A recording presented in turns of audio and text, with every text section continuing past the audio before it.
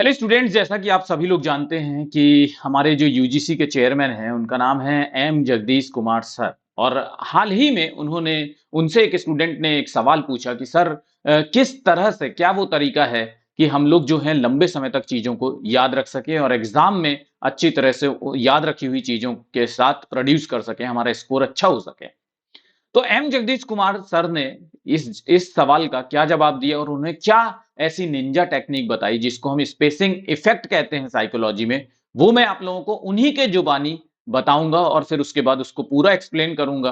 तो अगर आपने अभी तक इस चैनल को सब्सक्राइब नहीं किया है तो प्लीज सब्सक्राइब जरूर से कर लीजिएगा और लाइक जरूर से कर दीजिएगा इस वीडियो को और शेयर करिएगा, क्योंकि जब इस तरह के वीडियोस के अच्छे रिस्पॉन्स आते हैं तो हम लोग और भी ऐसे इंफॉर्मेटिव वीडियोस आपके लिए लेकर के आते हैं। तो सुनते हैं जल्दी से कि एम जगदीश कुमार सर ने इस सवाल का जवाब क्या दिया कि हमें लंबे समय तक याद रखने के लिए क्या करना चाहिए, क्या वो साइंटिफिक तरीका Regular है repetition. जो हमें।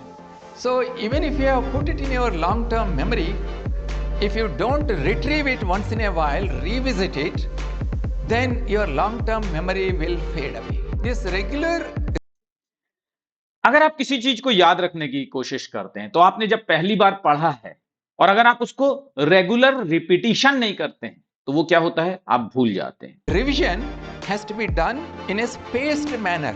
You repeat तो revision has to be done in a spaced manner, यानी एक निश्चित अंतराल, एक निश्चित निश्चित पीरियड के बाद आपको क्या करना चाहिए, रिवीजन करना। today, give a gap and you repeat again after some time before the memory starts fading below a threshold. If it fades below a threshold, then you cannot retrieve it. This psychologists call spacing effect. Psychologist इस theory को क्या कहते हैं, इस Ninja technique को क्या कहते हैं, स्पेसिंग इफेक्ट कहते हैं।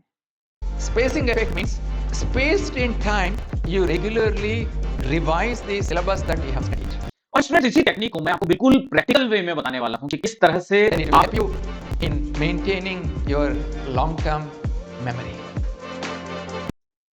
आप रिवाइज कर सकते हैं चीजों को। सबसे बेस्ट मेथड रिवाइज करने का क्या है जिससे कि आप लोग एग्जामिनेशन के दिन तक या एग्जामिनेशन के बाद भी आप चीजों को याद रख सकते हैं। स्टूडेंट, हमारा एक टेलीग्राम ग्रुप है तो उसका क्यूआर कोड आपको नजर आ रहा होगा, इसको आप जब स्कैन कर लेंगे तो आप सीधे सीधे टेलीग्राम के मेंबर बन जाएंगे। तो कुछ नहीं करना है, इसको स्कैन कर लीजिए और मेंबर ग्रुप के मेंबर बन जाइए।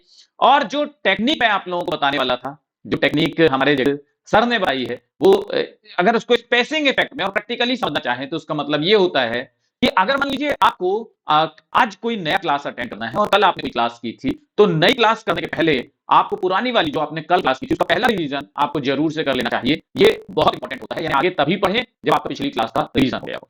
तो ये सबसे पहला स्पेस होता है रिवीजन का।